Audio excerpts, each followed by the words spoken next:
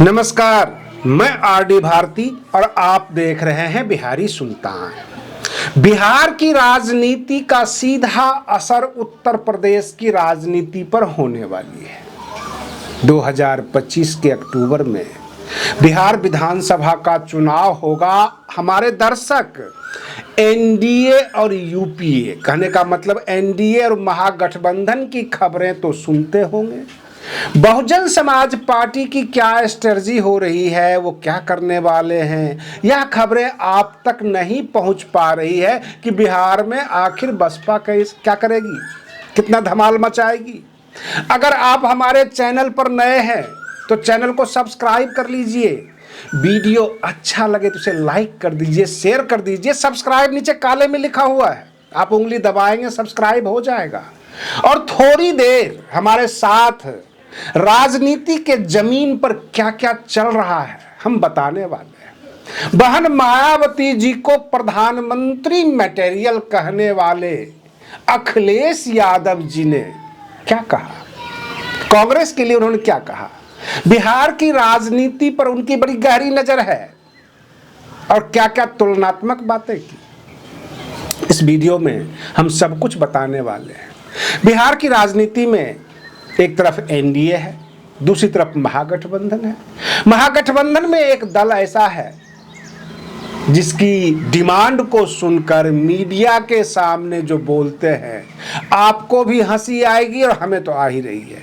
वो कहते हैं मैं डिप्टी सीएम बनूंगा, मैं 60 सीट से कम बिल्कुल नहीं लूंगा। ये है मुकेश सहनी, वीआईपी पार्टी के मुखिया मुकेश सहनी। और आम जनता भी, मीडिया वाले भी, जो भी सुनते हैं हंसते हैं।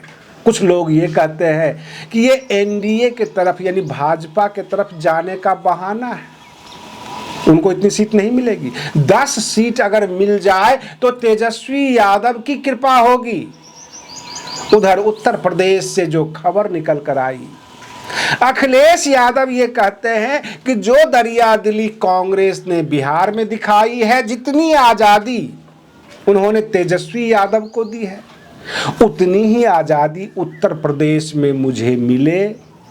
बहुजन समाज पार्टी का साथ हो, बहन मायावती जी का आशीर्वाद हो तो योगी जी चुटकियों में हटाए जा सकते हैं 2027 में। क्या ये सच है? अगर ये सच है तो हमारे दर्शक एक लाइक जरूर कीजिएगा। क्या बसपा, सपा, कांग्रेस एक साथ आ पाएगी? बहन मायावती जी को यह कहकर कि आप प्रधानमंत्री मटेरियल हैं, आप केंद्र की राजनीति करें, क्या इस झांसे में बहन मायावती जी आ जाएंगी? अथवा बहन मायावती जी की छवि यह बनकर रह जाएगी कि हम अकेले चुनाव लड़ेंगे और देश के विपक्ष को कमजोर करके रखेंगे, क्योंकि अकेले तो कोई चुनाव जीत नहीं सकता। प्रश्न ये है, सामने है भाजपा, भाजपा से लड़ना है। बसपा में बड़े बड़े नेता हो, बहन मायावती जी का नेतृत्व हो और बसपा का सभी जिलों में जो जिला अध्यक्ष मजबूत हो, जनता में पकड़ हो, तब बसपा अकेले चुनाव लड़े तो कोई फर्क नहीं पड़ता है। राजनीतिक दल है, सबको अपना अपना हक है।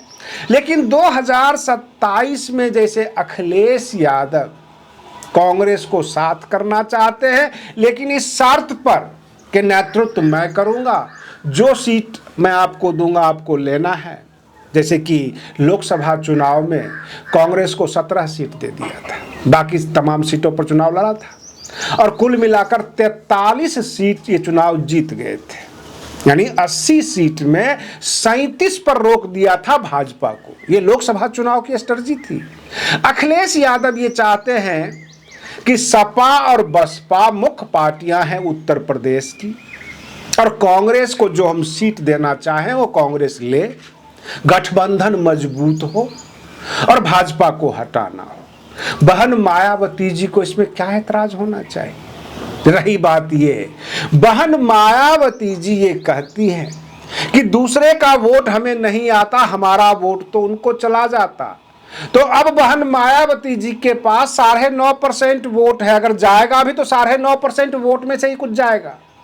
यानी बसपा के साथ SC ST OBC में अति पिछड़ा है और कुछ अल्पसंख्यक वोट है।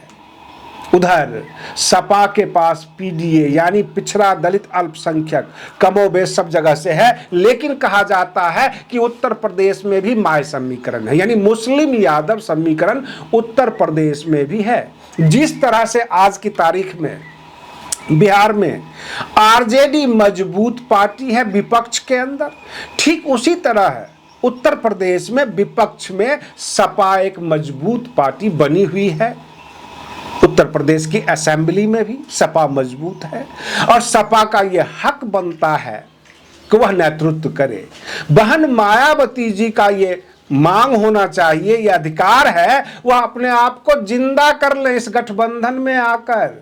अभी वो कहते हैं आप प्रधानमंत्री मटेरियल है, तो सीनियरिटी के हिसाब से, वरिष्ठता के हिसाब से हम कभी भी बहन मायावती जी और अखिलेश यादव जी की तुलना नहीं कर सकते हैं, क्योंकि अखिलेश यादव से ज्यादा वरिष्ठ बहन मायावती जी हैं।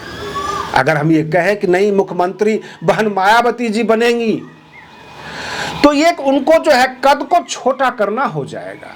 बहन मायावती जी के बारे में अगर अखिलेश यादव ये कहते हैं कि वो प्रधानमंत्री मटेरियल है, तो इसमें कोई बुराई नहीं।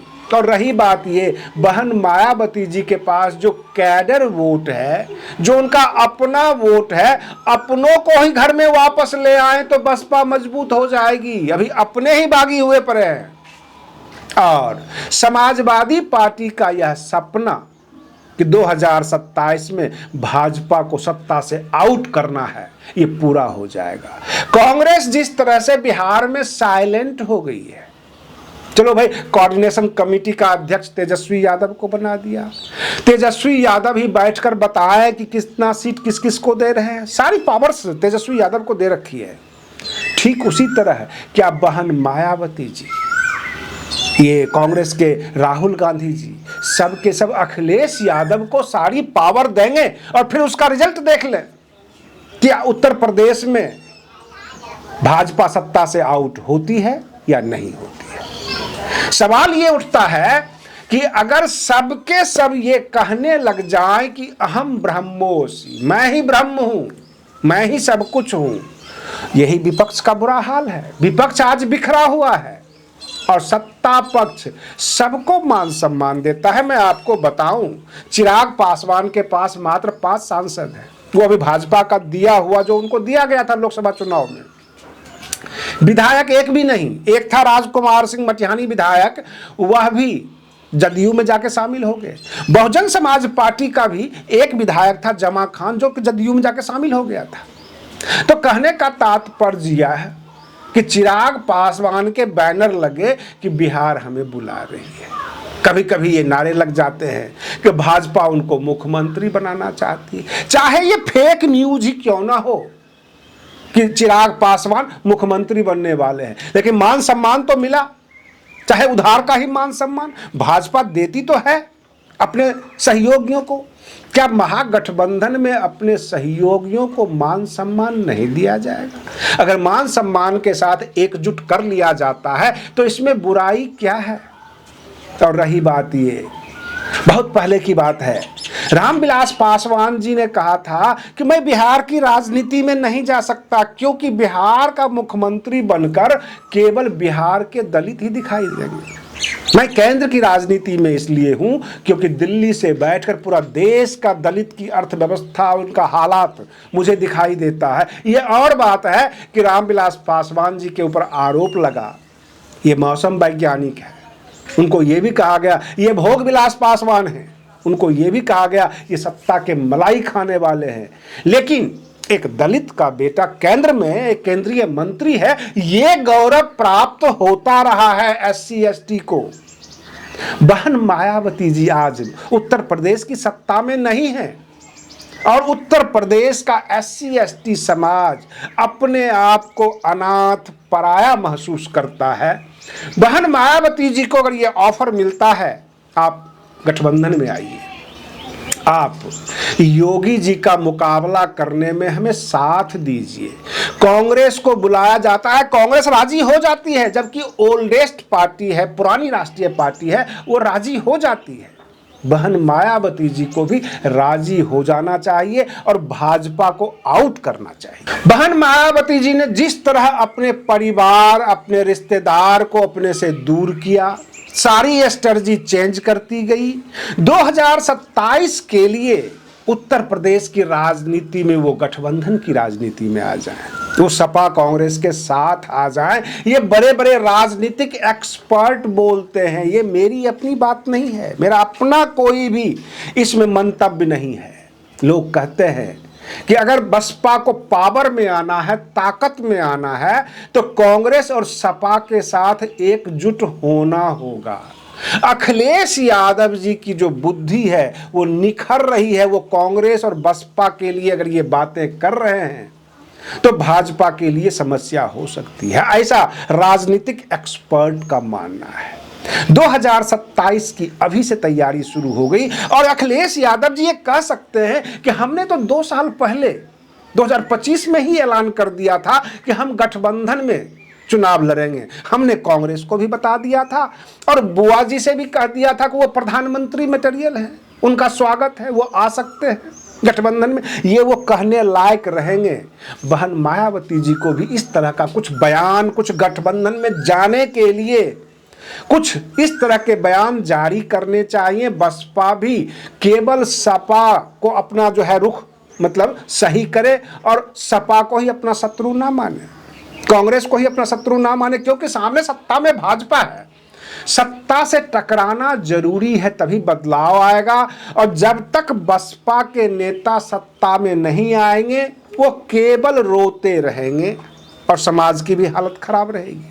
और इसलिए राजनीतिक हलकों में ये खलबली मच गई है कि अगर बहन जी और सपा एक साथ आ गए, कांग्रेस को पीछे लगा लिया, तब क्या होगा। आज के लिए बस इतना ही। आप बने रहिए बिहारी सुल्तान चैनल पर। हम फिर मिलते हैं अगले वीडियो में, तब तक के लिए धन्यवाद।